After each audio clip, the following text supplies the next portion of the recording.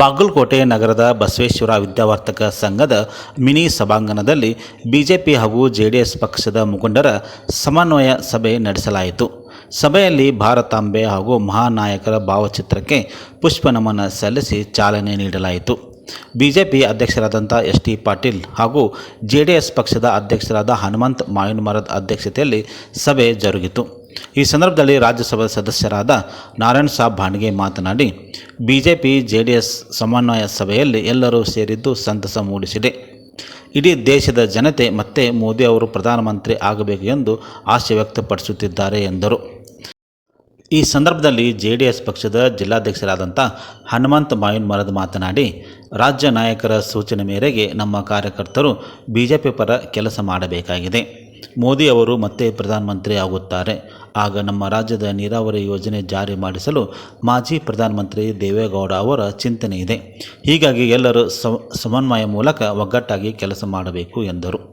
ಇದೇ ಸಂದರ್ಭದಲ್ಲಿ ಬಿಜೆಪಿ ಪಕ್ಷದ ಜಿಲ್ಲಾಧ್ಯಕ್ಷರಾದಂಥ ಎಸ್.ಟಿ. ಪಾಟೀಲ್ ಮಾತನಾಡಿ, ಜೆಡಿಎಸ್ ಪಕ್ಷದವರನ್ನು ಕರೆದುಕೊಂಡು ಪ್ರಚಾರ ಮಾಡಬೇಕು. ಸಮನ್ವಯ ಮೂಲಕ ಪಕ್ಷ ಅಧಿಕಾರಕ್ಕೆ ತರೋದೇ ಒಂದೇ ಗುರಿಯಾಗಿದೆ. ಆದ್ದರಿಂದ ಜೆಡಿಎಸ್ ಪಕ್ಷದ ಮುಖಂಡರಿಗೆ ಕಿಂಚತ್ತೂ ತೊಂದರೆ ಆಗದಂತೆ ನೋಡಿಕೊಳ್ಳುವ ಜವಾಬ್ದಾರಿ ಇದೆ ಎಂದರು.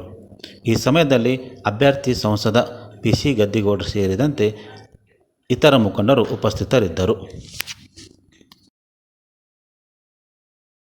ಪಕ್ಷದ ಎಲ್ಲ ಆಗಮಿಸಿದಂತ ಎಲ್ಲ ಹಿರಿಯ ಮುಖಂಡರಿದ್ದೀರಿ, ತಾಲೂಕು ಅಧ್ಯಕ್ಷರಿದ್ದೀರಿ, ನಮ್ಮ ಪಕ್ಷದ ಎಲ್ಲ ಕಾರ್ಯಕರ್ತರೆಲ್ಲ ಇದ್ದೀರಿ.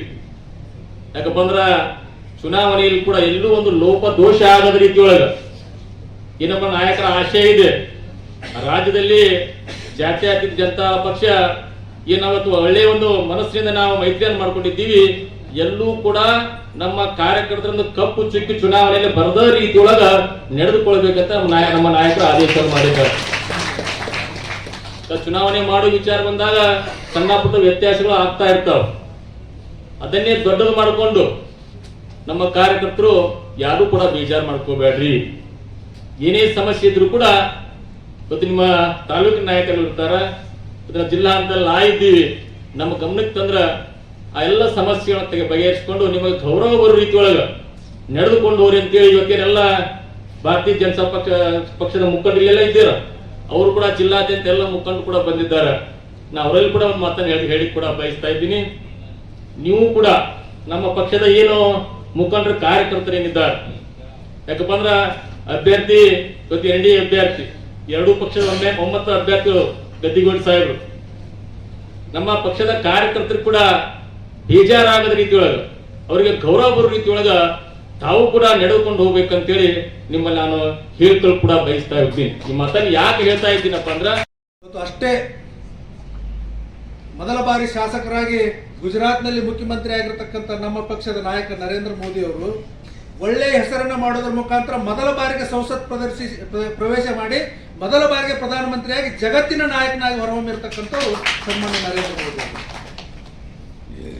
ಚಂದ್ರಣ್ಣ ಅವ್ರು ಹೇಳಿದ್ರು ಯಾವ್ಯಾವ್ದು ಗ್ಯಾರಂಟಿ ಇರ್ಲಿ, ಅವ್ರು ಗ್ಯಾರಂಟಿ ಕೊಡ್ತಾರೆ, ನಾವು ಒಪ್ಕೊಳ್ಳೋಣ, ಜನರ ಕಲ್ಯಾಣ ಮಾಡ್ತಾರಪ್ಪ ಅಂದ್ರೆ ಅದಕ್ಕೆ ಒಪ್ಕೊಳ್ಳೋಣ. ಅವರು ಪ್ರಚಾರ ಮಾಡ್ತಾರಲ್ಲ, ನಾವು ಗ್ಯಾರಂಟಿ ಕೊಟ್ಟಿದ್ದೀವಿ ಅಂತಕ್ಕಂಥದ್ದನ್ನ. ಎಷ್ಟು ಕುಟುಂಬಗಳದಾವು, ಎಷ್ಟು ಕುಟುಂಬದ ಸದಸ್ಯರಿಗೆ ನಾವು ಗೃಹಲಕ್ಷ್ಮಿಯನ್ನ ಕೊಟ್ಟಿದ್ದೀವಿ, ಎಷ್ಟು ನಿರುದ್ಯೋಗಿ ಪದವೀಧರರಿಗೆ ನಾವು ಮಾಶಾಸನವನ್ನ ಕೊಡ್ತಾ ಇದ್ದೀವಿ ಅನ್ನತಕ್ಕಂಥದ್ದನ್ನ ಅಂಕಿ ಸಂಖ್ಯೆಯ ಮುಖಾಂತರ ಅವರು ಬಹಿರಂಗ ಮಾಡಲಿ, ಅವ್ರ ಬಣ್ಣ ಏನು ಅಂತಕ್ಕಂಥದ್ದು ಬಯಲಾಗುತ್ತೆ. ಕೇವಲ 30-35% ಗ್ಯಾರಂಟಿಯನ್ನು ಅನುಷ್ಠಾನಗೊಳಿಸಿ ಇವತ್ತು ನಾವು ಗ್ಯಾರಂಟಿ ಕೊಟ್ಟಿವಿ, ಎಲ್ಲರಿಗೂ ಕೊಟ್ಟಿವಿ ಅಂತಕ್ಕಂಥ ಮಾತನ್ನು ಕಾಂಗ್ರೆಸ್ನವ್ರು ಹೇಳ್ತಾರೆ. ಅದು ಬಂಡತನದ ಪರಮಾವಧಿ. ಇವತ್ತು JDS ಇರ್ಬೋದು, ಭಾರತೀಯ ಜನತಾ ಪಕ್ಷ ಇರ್ಬೋದು, ಇವು ಸಂಘಟನೆ ಮೇಲೆ ಬೆಳೆದಿರ್ತಕ್ಕಂಥ ಪಕ್ಷಗಳಿವು. ಅವರು ಸ್ವಾತಂತ್ರ್ಯದ ಹೋರಾಟದ ಹೆಸರನ್ನು ಹೇಳಿಕೊಂಡು ಇವತ್ತಿನವರೆಗೂ ಅಧಿಕಾರ ಅನುಭವಿಸ್ತಕ್ಕಂಥವ್ರು ಕಾಂಗ್ರೆಸ್ನವರು. ಅವ್ರಿಗೆ ಸಂಘಟನೆ ಅಂತಕ್ಕಂಥದ್ದು ಏನು, ಕಾರ್ಯಕರ್ತರು ಅಂತಕ್ಕಂಥದ್ದು ಏನು ಅವ್ರಿಗೆ ಗೊತ್ತಿಲ್ಲ, ಕಾರ್ಯಕರ್ತರ ಬೆಲೆ ಗೊತ್ತಿಲ್ಲ. ಇವತ್ತು ಈ ರಾಜ್ಯದೊಳಗೆ ನೀವು ನೋಡ್ರಿ, ಭಾರತೀಯ ಜನತಾ ಪಕ್ಷ ಇವತ್ತು ನಾನಿರ್ಬೋದು, ನನಗೆ ಬದಾಮಿ ಒಳಗೆ ಸ್ಪರ್ಧೆ ಮಾಡೋಕೆ ಭಾರತೀಯ ಜನತಾ ಪಕ್ಷ ಅವಕಾಶ ಕೊಡ್ತು, ಸಾಮಾನ್ಯ ಕಾರ್ಯಕರ್ತ. ಇವತ್ತು ಹನುಮಂತ ಮಾವಿನಮರದವರು ಅಲ್ಲಿ ಸ್ಪರ್ಧೆ ಮಾಡಿದ್ರು, ಅವರು ಒಬ್ಬ ಸಾಮಾನ್ಯ ಕಾರ್ಯಕರ್ತ. ಇಂಥವ್ರನ್ನ ಗುರುತಿಸಿ ಜಾತ್ಯತೀತ ಜನತಾದಳ ಇರ್ಬೋದು, ಭಾರತೀಯ ಜನತಾ ಪಕ್ಷದ ಸಾಮಾನ್ಯ ಕಾರ್ಯಕರ್ತರಿಗೆ ಟಿಕೆಟ್ ಅನ್ನು ಕೊಟ್ಟಿದ್ದು. ಆದ್ರೆ ಕಾಂಗ್ರೆಸ್ ಅನ್ನ ನೋಡ್ರಿ, ಈ ರಾಜ್ಯದೊಳಗೆ ಸುಮಾರು 18 ಜನರಿಗೆ ಮಂತ್ರಿಗಳ ಮಕ್ಕಳಿಗೆ, ಅವ್ರ ಸಂಬಂಧಿಕರಿಗೆ, ಅವ್ರ ಕುಟುಂಬಕ್ಕೆ ಟಿಕೆಟ್ ಕೊಟ್ಟಾರ. ಅಂದ್ರೆ ಅವ್ರು ಯಾರೋ ಕಾರ್ಯಕರ್ತರು ಅವ್ರ ಗಮನಕ್ಕೆ ಬರೋದಿಲ್ಲ, ಕಾರ್ಯಕರ್ತರಿಗೆ ಗೌರವ ಇಲ್ಲ, ಕಾರ್ಯಕರ್ತರಿಗೆ ಬೆಲೆ ಇಲ್ಲ. ಮಂತ್ರಿಗಳ ಮಕ್ಕಳ ಇಲ್ಲಿ ಸಂಸದರಾಗಬೇಕು, ಮಂತ್ರಿಗಳ ಮಕ್ಕಳ ಎಮ್ ಎಲ್ ಎ ಆಗಬೇಕು, ಮಂತ್ರಿಗಳ ಮಕ್ಕಳ ಮತ್ತೊಂದು ಏನಾದರೂ ಇಲ್ಲಿ ಅಧಿಕಾರವನ್ನು ಪಡಿಬೇಕು.